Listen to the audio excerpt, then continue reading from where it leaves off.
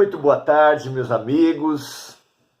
Ótimo domingo a todos. Por que não reservar um tempo do nosso dia até aprendermos a dedicar toda a nossa vida à compreensão profunda dos fatos? Só com a compreensão ampla e profunda dos fatos podemos alcançar a boa vida, porque boa vida é tomar boas decisões. E quando temos a compreensão ampla e profunda dos fatos, fruto de princípios claros de vida, só pode ter essa compreensão ampla e profunda dos fatos aquele que entende do que se trata a vida, do que está em jogo, qual o sentido maior.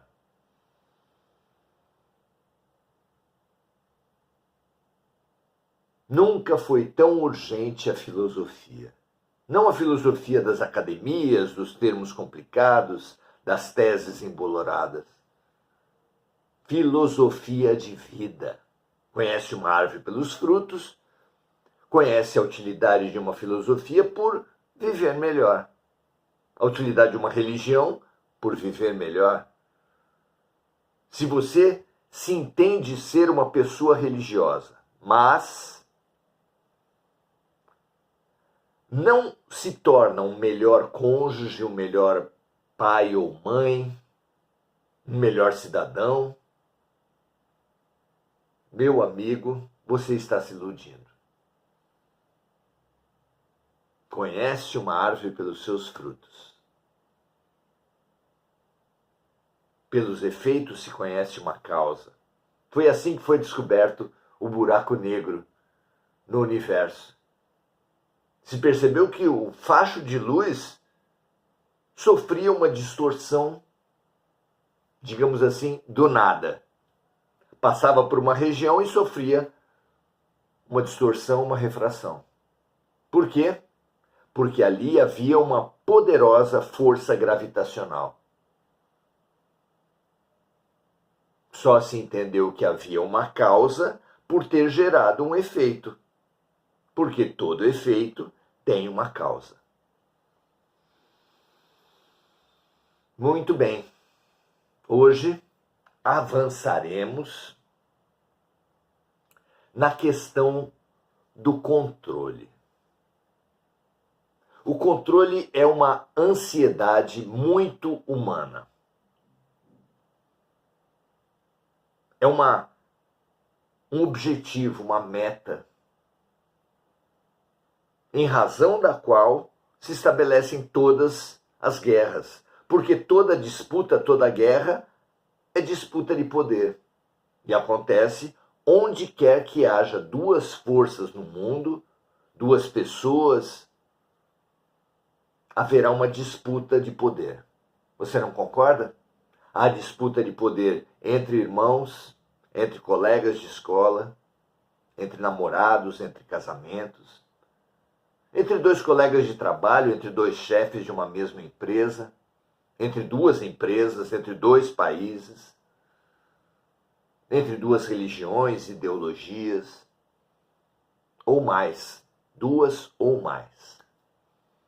Onde quer que haja diferença, diversidade, haverá disputa de poder. De tudo nós fazemos disputa de poder.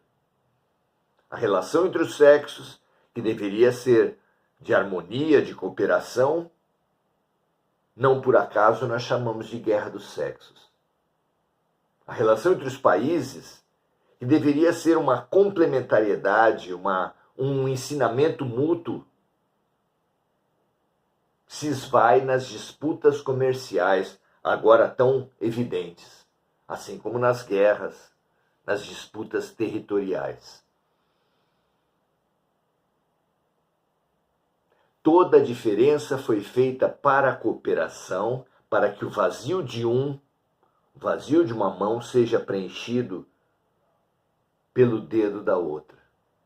E é assim que nós nos erguemos para Deus. amando o próximo como a nós mesmos, é que nós nos erguemos a Deus. Muito bom. Estamos no curso Jesus e a Criança. Entender a questão do controle do poder em nossas vidas é o convite de hoje. É o convite que o capítulo 15 de O Pequeno Príncipe nos faz. Lembramos que Pequeno Príncipe é um livro de viagem, é um relato de viagem, onde o Pequeno Príncipe relata para Antoine a viagem que ele fez por diversos asteroides do universo em busca de uma solução para o problema do seu planetóide, do seu asteroide, profundamente ameaçado pelos baobás, árvores gigantes que têm raízes poderosas e que ameaçavam rachar o seu planeta. Ele buscou a solução em outros planetas e foi percorrendo asteroides até que ele chegou no asteroide de hoje. Capítulo 15 de O Pequeno Príncipe. Na nossa obra, no nosso raciocínio, sempre lido à luz do Evangelho, convido vocês a fazerem essa leitura. Leia O Pequeno Príncipe à luz do Evangelho, o nosso livro Entre o Pequeno Príncipe e o Grande Príncipe propõe exatamente isso. Se você tiver interesse, é só fazer contato conosco. Então, o capítulo 15 nós demos por título, ele não tem título em O Pequeno Príncipe, no nosso livro nós chamamos de Viver ou Controlar. Um estudo profundo da questão do poder, a partir da história contada em O Pequeno Príncipe. Vamos ler então o capítulo do nosso livro, que diz assim: o sexto asteroide era 10 vezes maior. Ele tinha passado por um asteroide muito pequeno e agora passava por um asteroide 10 vezes maior, contou Antoine. Era habitado por um velho que escrevia livros enormes, o qual, assim que viu o Pequeno Príncipe, o saudou entusiasmado. Bravo, eis um explorador. E o menino, que já fora chamado súdito, admirador e agora era explorador, percebeu que pessoas grandes não veem de verdade. Os homens comuns, as pessoas normais, não veem de verdade. Tendo olhos não veem, tendo ouvidos não ouvem, como disse o profeta e repetiu Jesus. As pessoas comuns, as pessoas grandes, enxergam apenas aquilo em que acreditam. O velho declarou ser geógrafo. Que é um geógrafo? Quis saber a criança. É um sábio que sabe onde se encontram mares, rios, cidades, montanhas, desertos. Eis uma verdadeira profissão, reconheceu o príncipezinho. Lançou um olhar ao mundo do geógrafo. Nunca havia visto nada tão majestoso. Animou-se muito com tudo aquilo. Seu planeta é muito bonito. Haverá oceanos, montanhas, cidades, rios, desertos? Perguntou-lhe sucessivamente. Como hei de saber? Repetiu ele a cada pergunta. Mas o senhor é geógrafo, ressaltou o pequeno. É claro.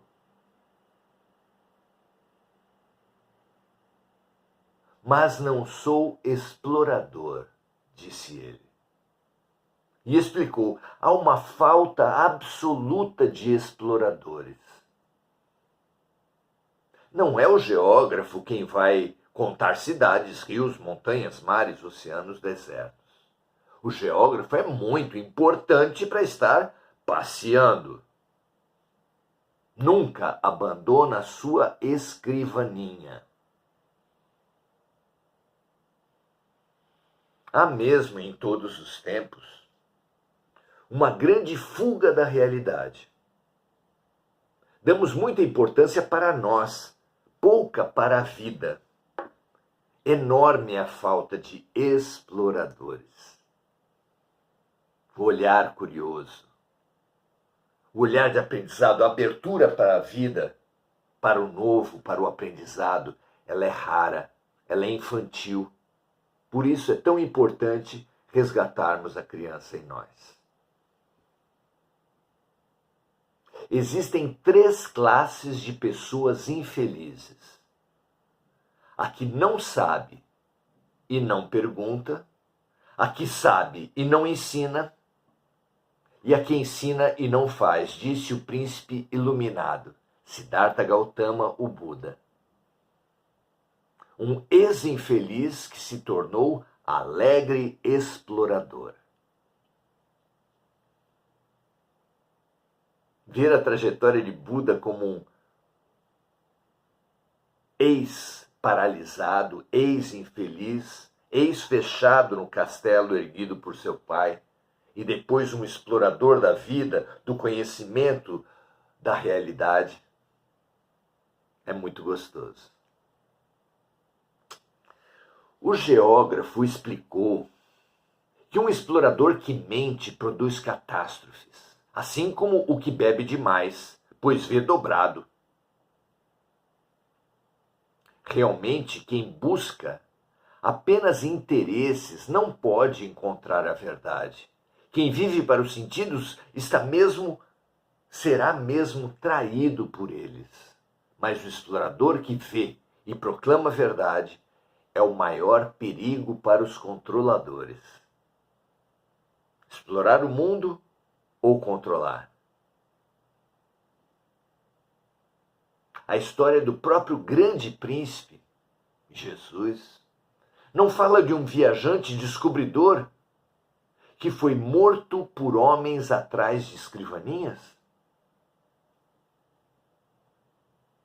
Quando a moralidade do explorador parece boa, faz-se uma investigação sobre sua descoberta, explicou o geógrafo. Vai-se ver? Perguntou a criança animada. Não, seria muito complicado. Mas exige-se do explorador que forneça provas. Tratando-se, por exemplo, de uma grande montanha, ele trará grandes pedras. Também de Jesus, os controladores exigiram milagres. Mas ele se absteve de fazer esforços por quem não fazia um esforço sequer.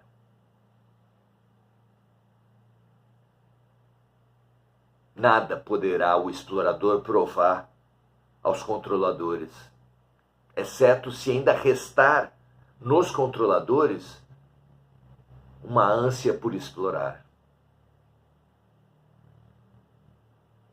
O geógrafo de súbito se entusiasmou. Mas tu vens de longe, tu és explorador, tu me vais descrever o teu planeta.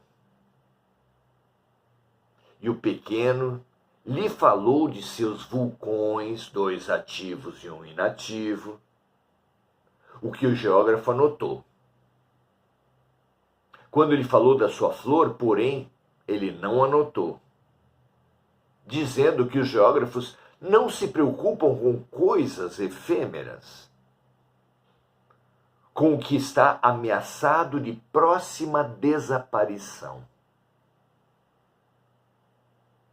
Por toda parte, há aqueles que vivem e aqueles que querem controlar. Mas há também os que escrevem sobre os que vivem, já sem arrogâncias.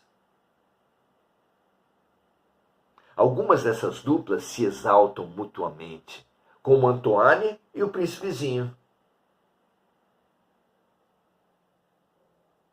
Antoine se descreveu a contar a história do seu grande amor, o Pequeno Príncipe.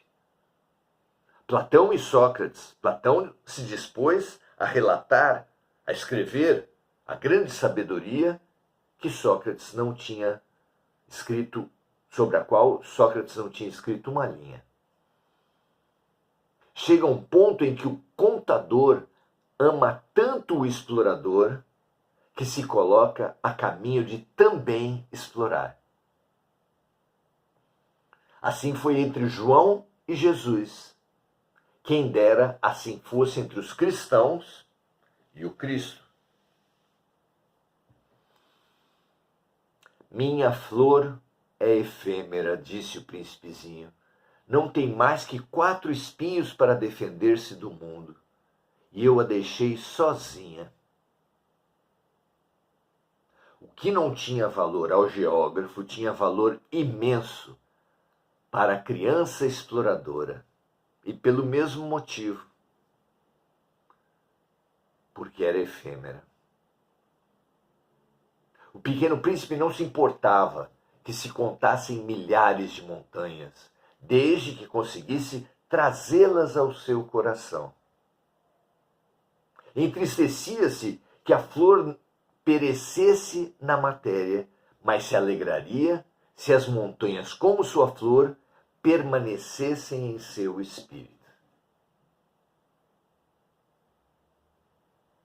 Abrir-se para a vida, reconquistar olhos de ver e ouvidos de ouvir, redescobrir a solidariedade e a curiosidade, o ser criança. É ensinamento do pequeno, do grande, de todos os verdadeiros príncipes da humanidade. Foi o primeiro ensaio de remorso do príncipezinho. Mas retomou coragem.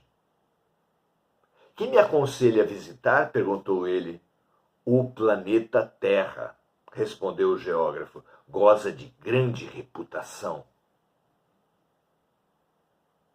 E se foi o príncipezinho pensando na flor.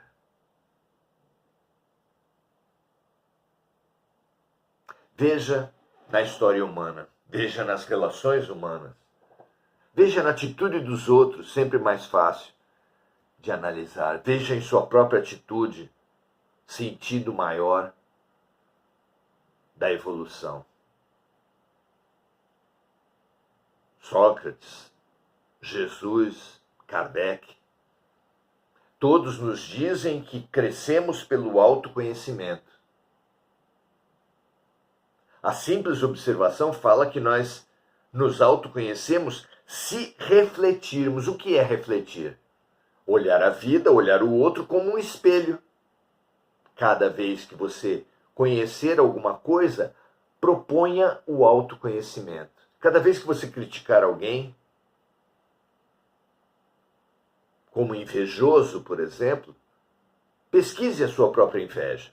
Cada vez que você criticar alguém por não viver, querer apenas controlar a vida dos outros, pergunte a si mesmo sobre o seu próprio controle. Nada há de errado na ambição. A ambição atende a uma lei universal, que é a lei da expansão. O universo se expande. O conhecimento se expande. Deus se expande através da criação. A questão é ambicionar o quê? Como diz a música dos Titãs, você tem fome de quê? Você tem sede de quê? Não é? Se nós nos detivermos na casca, na aparência, na maquiagem, ambicionaremos crescer pela matéria, pelo corpo, por acumular. Há jogadores de futebol que têm galpões de carros caríssimos. Há atrizes famosas que têm closet de sapatos, às centenas. Algumas há milhares de sapatos. Há políticos, nas campanhas eleitorais, a maioria deles não busca se apresentar na sua própria grandeza. Isso é muito trabalhoso. A maioria de nós, para crescer, para se destacar dos demais, não opta por melhorar-se, aprender, expandir a sua consciência. Não, é muito trabalhoso. Muito mais fácil que crescer é cortar a canela dos outros. Parece que se cresce assim. Claro que não é crescimento. Jesus nos alertou a todos. Aquele que humilhar, aquele que se exaltar será humilhado. Aquele que se humilhar em nome do infinito, esse será exaltado. Para essa multidão da terra, que busca aparecer cortando a canela dos outros, diminuindo os outros, atacando os outros, fenômeno tão comum nas nossas guerras, guerras tão comuns em todas as nossas relações, o alerta é fundamental. Concentremo-nos em crescer verdadeiramente, não na ilusão de crescer. Ao longo das muitas vidas, tenhamos certeza que aquele que se exaltar, através da humilhação do outro, será ele mesmo humilhado. E não é punição de Deus. Precisamos entender a lei do karma. A lei do karma pode sim colocar o homem opressor de mulheres renascendo mulheres, o rico explorador de pobres renascendo pobre e assim por diante.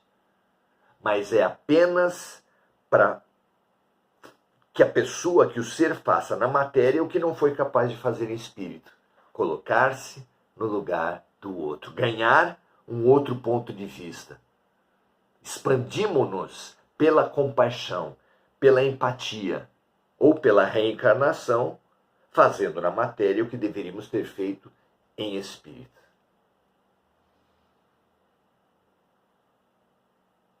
Dediquemo-nos ao amor ao próximo, como amamos a nós mesmos. Ensinou Jesus. Expandamos nossa alma pelo amor ao diferente. Quando você ama uma criança, você se coloca no lugar dela e o seu universo se expande. Quando você ama um cônjuge, a mesma coisa. Quando você ama uma flor, um animal. Amar é expandir-se. O amor cobre a multidão dos pecados. Ame o próximo como a si mesmo, ame o todo acima de todas as partes. Expandamo-nos para o amor. Graças a Deus. Muito feliz pela parceria, por estarmos juntos. Estimulo cada um de vocês a compartilharem, se entenderem que foi uma boa tarde de estudos. Estimulemo-nos a começar sempre por nós mesmos a amar. Amar sem controle, amar em liberdade é o grande exercício da vida.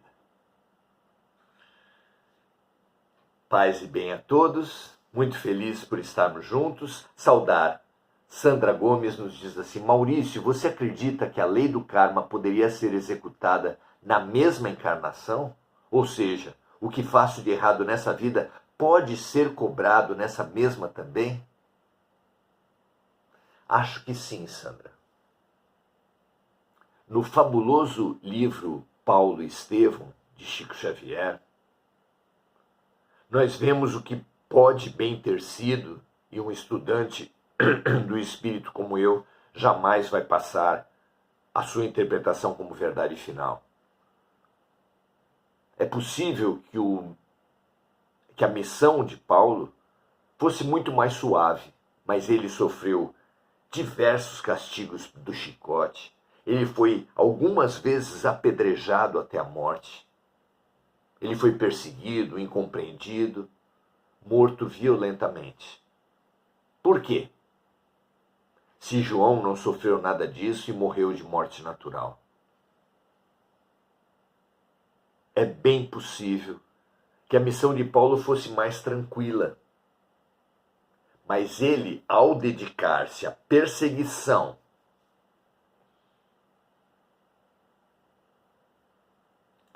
ao castigo físico, ao apedrejamento até a morte de Estevão, na primeira grande perseguição aos cristãos, ainda em Jerusalém, ainda pelo próprio judaísmo, é bem possível que ele tenha atraído para a sua própria vida uma missão de perseguição, de castigos, de apedrejamento e de morte violenta. Mas vemos todos os dias essa questão de uma pessoa que sai para beber, bebe muito e depois dirige, ela não pode morrer? Uma pessoa que fuma desde a adolescência não pode morrer de derrame, de AVC? Isso é o quê? Karma de outras vidas? Claro que não. Uma pessoa que tem relações sexuais sem preservativos não pode engravidar? O tempo todo estamos vendo pessoas sofrerem consequências de seus equívocos. E o que é o karma? Apenas a colheita daquilo que se plantou. O efeito, as consequências daquilo que se fez. Não precisa esperar a outra vida, pode acontecer imediatamente. Vemos isso todos os dias. Você não acha? Avelino Carvalho dizendo a todos bom término de domingo, que foi excelente. Sandra Gomes dando a seu boa tarde. Diana Costa, Avelino Carvalho. Muito bom estarmos aqui. Se você entende que foi útil para você, que pode ser útil para outros, compartilhe. Foi muito bom estarmos juntos. Agora, daqui a pouco, estaremos juntos para os que puderem, para os que forem interessados, aqui de São Vicente, São Paulo, no Centro Espírita Semente de Luz, onde faremos uma palestra. Será um prazer aprendermos juntos, também presencialmente. E durante a semana, sempre às 18 horas, de segunda a sábado, no Oração Ação, estudando o livro O Consolador, estudando todo o conhecimento humano à luz da perspectiva espiritual. Um grande abraço, prazer estarmos juntos e até a próxima vez.